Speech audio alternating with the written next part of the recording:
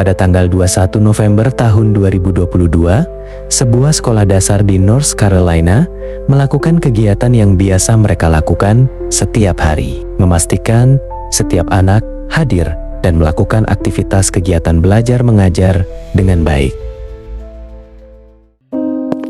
Namun, hari itu berbeda. Seorang siswi kelas 6 bernama Madalina Kojokari, berusia 11 tahun, tidak muncul di kelas. Bukan hanya sehari, tapi berminggu-minggu. Petugas sekolah menanyakan keberadaannya pada orang tuanya berkali-kali. Namun mereka tidak mendapatkan respon apapun.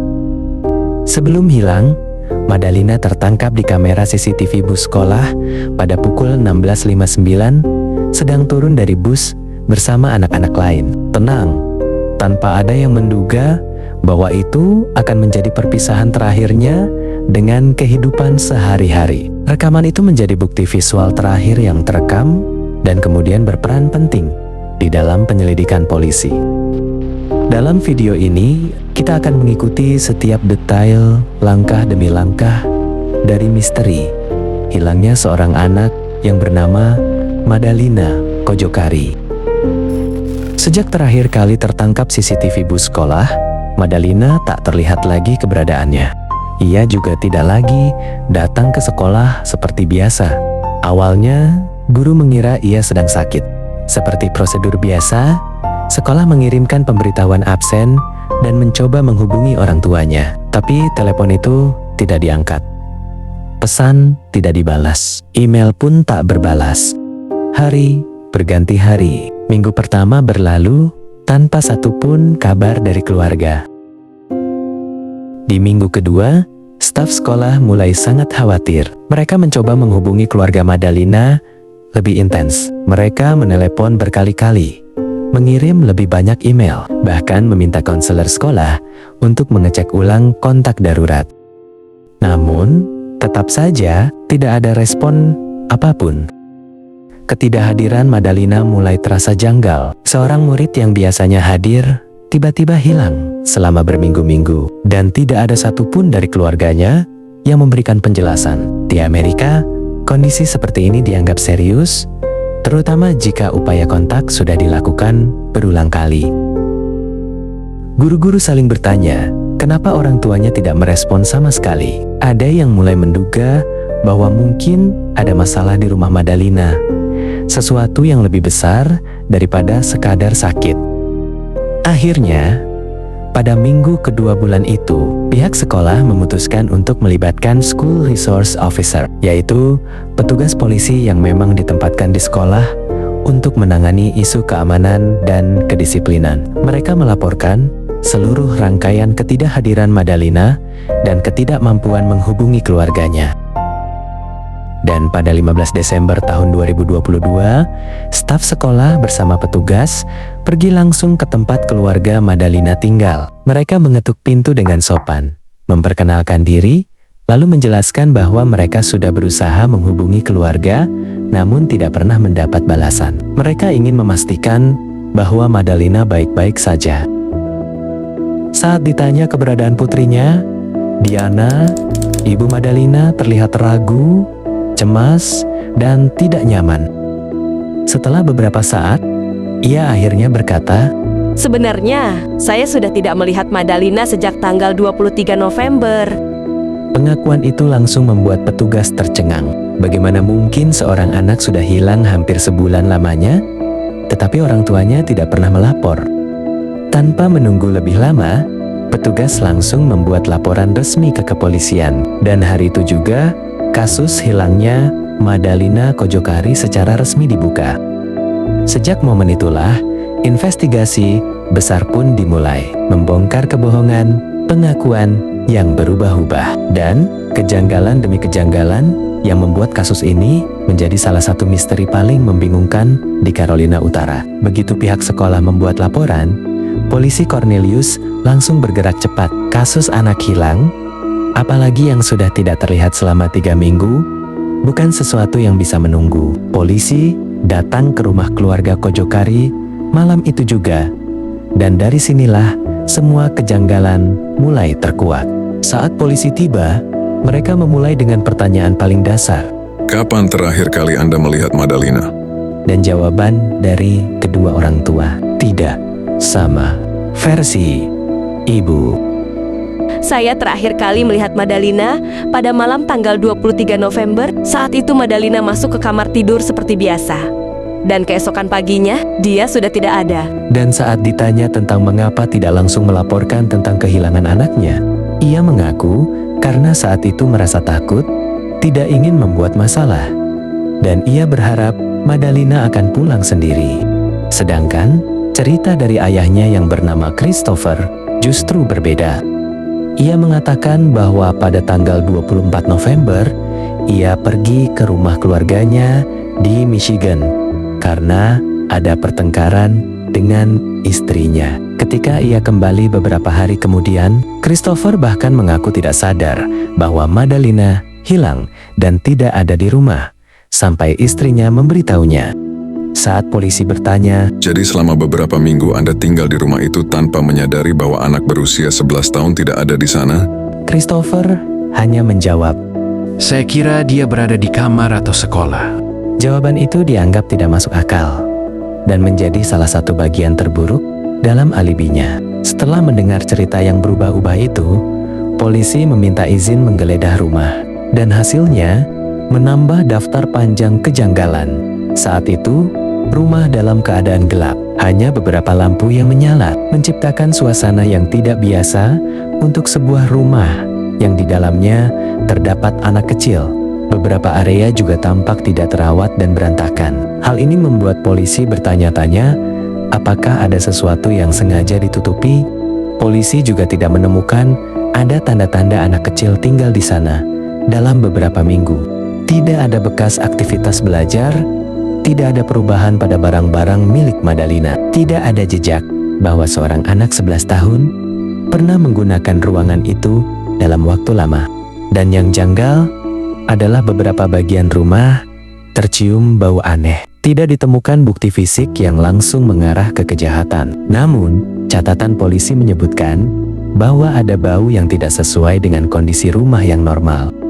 Unit teknis polisi kemudian mengumpulkan rekaman CCTV dari tetangga, jalan kompleks apartemen, dan area sekitar rumah. Dari rekaman ini, terungkap fakta penting, yaitu tidak ada satupun rekaman yang menunjukkan Madalina keluar rumah sejak 23 November. Dan kamera komplek hanya merekam aktivitas orang tua Madalina, namun tidak pernah merekam Madalina. CCTV bus sekolah pada 21 November tetap menjadi jejak visual terakhir Madalina terlihat. Setelah itu, jejaknya hilang, seperti ditelan bumi. Polisi juga melakukan penelusuran catatan telepon pada kedua orang tua Madalina dan ditemukan sebagai berikut. Ada jeda waktu panjang di mana tidak ada aktivitas komunikasi dari Diana maupun Christopher. Tepat setelah tanggal Madalina menghilang, beberapa pesan dari guru sekolah yang bertanya terkait ketidakhadiran Madalina di sekolah tidak pernah dibalas, meski catatan menunjukkan ponsel mereka dalam keadaan aktif. Beberapa pesan internal antara kedua orang tua menunjukkan adanya ketegangan rumah tangga sebelum hilangnya Madalina. Semua ini membuat polisi semakin yakin bahwa ada sesuatu yang sengaja disembunyikan. Setelah tidak menemukan tanda-tanda jelas keberadaan Madalina, polisi memutuskan bahwa mereka harus segera melibatkan publik. Akhirnya, mereka pun mulai menyebarkan foto Madalina, baik ke media lokal, ke stasiun TV, ke poster Missing Children Nasional, dan ke platform online seperti Facebook dan Twitter. Polisi menyatakan bahwa kasus ini sangat serius, terutama karena keterlambatan pelaporan yang sudah terlalu panjang. My name's David Balcom, and I'm the Chief of Police for the Cornelius Police Department. Madalina's investigation began in December of 2022. Madalina was last seen getting off her school bus on November 21st, 2022. Dan sejak hari itu, nama Madalina Kocokari mulai muncul di mana-mana, menjadi salah satu kasus anak hilang paling menggegerkan di wilayah Carolina Utara. Meski penyelidikan dilakukan secara intensif, keberadaan Madalina tetap tidak diketahui. Polisi bersama relawan dan tim pencarian telah menyisir lingkungan sekitar rumah, memeriksa hutan, danau, dan area terpencil lainnya, menelusuri rekaman CCTV di radius luas, hingga memeriksa kemungkinan Madalina dibawa ke luar negara bagian. Namun, semua itu tidak menemukan satupun jejak fisik Madalina. Tidak ada pakaian yang tertinggal, tidak ada barang pribadi, tidak ada saksi mata yang melihatnya setelah hari terakhir di sekolah. Seolah-olah Madalina menghilang begitu saja. Sedangkan di sisi lain, Diana Kojokari dan Christopher Palmaiter akhirnya ditahan, bukan karena kasus penghilangan nyawa, tapi mereka didakwa karena gagal melaporkan anak hilang. Last month, the jury found Christopher Palmater, this is Madalina's stepfather, guilty of the charge after just 14 minutes of deliberating. Diana Kojokari pleaded guilty to that charge. Mereka tidak diizinkan bertemu satu sama lain dan tidak diberikan akses bebas ke rumah.